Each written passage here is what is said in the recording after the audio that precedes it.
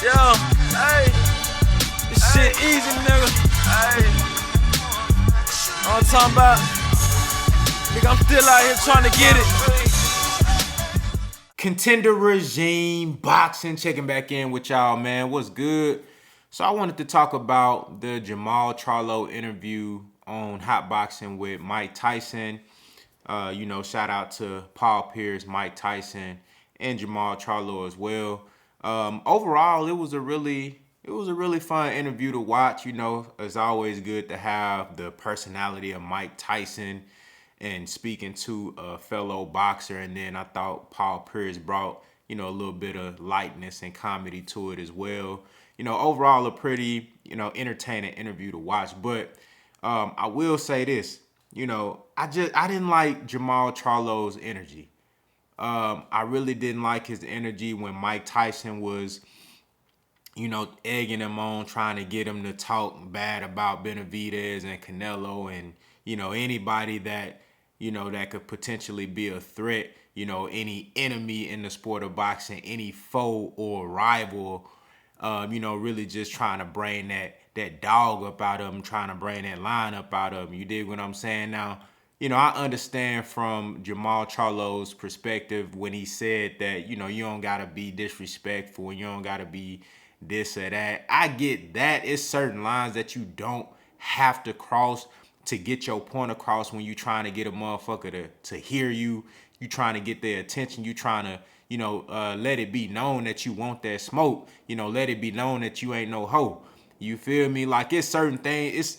It's certain things that you can say and do to where you don't necessarily have to cross a line of total disrespect and keep it, good gamesmanship, good sportsmanship, and keep it, on a professional level as well. I get what he's saying in that regard, but at the same time, you can't just be 100% docile and,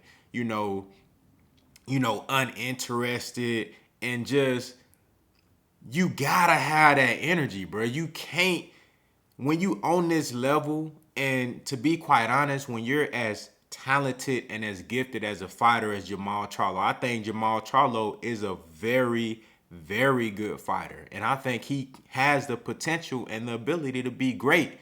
But he has to want that for himself. He has to want to go out there and prove that. He has to go and take on a Demetrius Andrade when nobody wants to fight him. Literally, nobody want to fight Demetrius Andrade. Canelo ducked him multiple times. Billy Joe Saunders got popped. He popped dirty. That, in my opinion, that's a duck. When you pop dirty on a motherfucker, when you got a fight coming up, you ducked. You know what I'm saying? Because you knew your ass was going to get caught and you was cheating anyway. That's a duck, in my opinion. Triple G don't want no smoke with Andrade. Benavidez team said they don't want nothing to do with Andrade. Say he don't offer nothing to them. You dig what I'm saying? So for a guy like Jermall Charlo, who I hold at a decent esteem, and I think he's, as far as his skill, I think he can really I think he can beat Canelo Alvarez. I'm not saying that, that's a guarantee, but I think he got the tools and what it takes to beat him. I think he can beat Demetrius Andrade. Also a very difficult fight, but a good fight, a great fight, actually. But he has to actually believe that he can do these things. And I just don't get that energy from him. You know what I'm saying? I get the sense that, he's complacent and he's content with where he's at. The brother, he got, big ass house out here in Texas, you know what I'm saying, out there in Houston. You feel me? Nice land. You got a basketball court in the back, in the back of the crib. You know what I'm saying? You got the a training facility for the boxing ring in the crib. You know what I mean? Marble floors. The brother living good. Driving big pretty cars and shit. Got bread, got money. Living good. And he's a 2-division champion, 2 different weight classes. But when you look at the level of competition, it's few and far in between. Out of all the fights that it had, there's really only a few guys that you can say, man, hey, this is a really credible guy. You know what I'm saying? And I will say, we all know the story between Jermall Charlo and Demetrius Andrade. I get it, but at the same time, you got to put that shit behind you, man, and go be great. You know what I'm saying? Go unify those belts at 160. If you feel like Demetrius Andrade, you can't trust him to take a fight, call his bluff again. You feel me? If you really feel like, you can go up to 160. I mean, you're a big guy for 160. Jermall Charlo can go to 168 and fill out easy. I think he'll actually be stronger at 168. Might be faster, might be more physically stronger, power might increase, punch resistance might increase due to not having to drain down to 160. I thought he looked drained at the weigh-in at his last fight. You know what I'm saying? I think he needs to move up to 168 and go ahead and go after Benavidez, Plant, Canelo, whoever it is up there. If Demetrius Andrade want to jump up there with him, get it on. I just don't understand the level of, I get it because of the lifestyle that he living. You know what I'm saying? It's easy for me. I ain't got that big ass house.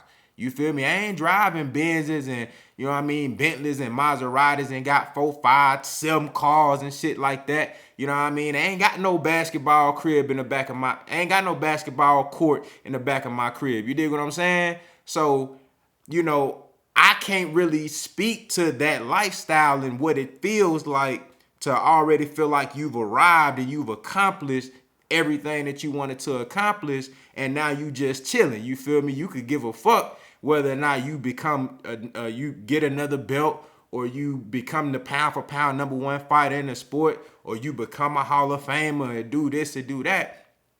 I can't really speak to that. Just from the outside looking in, though, I see other guys who have reached great heights financially and accolade-wise in the sport of boxing, who still continue to press and be great. So I know it can be done. I know there's a headspace that exists for a fighter to think on that level and want to push himself to be great, even though he's accomplished everything. You know what I'm saying? I've seen it time after time after time. You see it in the sport right now. It's few and far in between, but you see it. I don't even have to name the guys because you see them actually doing the work. But I really didn't like his energy in that interview, man. And I don't think it's necessarily something where it's like, he can't contractually, he can't speak on certain people and all that, because there's other fighters that's managed by the same guy or under that same banner who are speaking pretty freely. You know what I'm saying? Jermall Charlo say what the fuck he want to say. You know what I'm saying? And ain't nobody gonna do shit to him. Jermall Charlo say whatever the fuck he want to say. He's fighting in a rematch for Undisputed on what's that, May 14th. You know what I'm saying? So, Jermall Charlo trying to be great. You dig what I'm saying? He got big ass houses and cars and all. He got the same shit Jermall Charlo got. You know what I mean? But he chasing greatness. He chasing greatness. So I just don't understand, why he coming with this type of energy. You know what I'm saying? But again, I think that was Marvin Hagler that said it, man. It's hard to the effect of something similar to this. It's hard to get up and run or get up and work when you waking up on silk sheets. You know what I mean? And you do with that what you will, but it was very disappointing to see him with that energy, man. And number one, I just want to say this. I'm going to continue to support the brother. You feel me? I fuck with Jermall Charlo, you know what I'm saying? And I support black fighters in general, and I want to see that brother win. I want to see him continue to grow and progress. I ain't going to talk down on him and try to shit on him or anything like that. This is just me speaking from a fan's perspective, my disappointment on that energy. You know what I mean? Because I actually think Jermall Charlo can be great. I believe in him. I think he got the tools and the skills. Punch variation crazy. Got a crazy ass jab like a shotgun. That bitch fast and powerful. You know what I'm saying? Pretty decent head movement. Got a good chin. Physically strong. You know what I mean? An uppercut from hell. Got a great left hook. Him and his brother got great left hooks. That's what they known for. You know what I'm saying? Got a nice overhand right.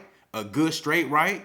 Man, Jermall Charlo can do it all. Pretty decent boxing ability, but what I like more about him is that he is willing to stand in the fire and bang with your ass, which is one of the reasons why I think him versus Canelo is a fight that I gotta see, because he's one of the few guys that can box enough to give Canelo some troubles or to mix it up on him, but also he's willing to stand in the fire and fight your motherfucking ass. You know, and he can get you up out of there. He hit you with the right shit. You know what I mean? He willing to go tit for tat with you. You know, so one thing I will say is when he actually does get in the ring and fight, it's always fireworks, and he always bring that heart and that dog. But it's like, bro, you got to do that. Now it's time to level up. Now it's time to step up. You know, I'm speaking out on this shit because I want to see you be great. I want to see you do great things. You feel me? So it's always from a place of love and support. You feel me? Because I want to see all my brothers go crazy. You dig what I'm saying? But y'all let me know what y'all think down in the comments, man. How did y'all feel about Jermall Charlo's energy in that interview? You know what I mean? And do you think he's complacent? Do you think the hunger is gone? Do you think he want to be great? Y'all let me know what y'all think, man. Contender regime, boxing, I'll holler at y'all boys, man.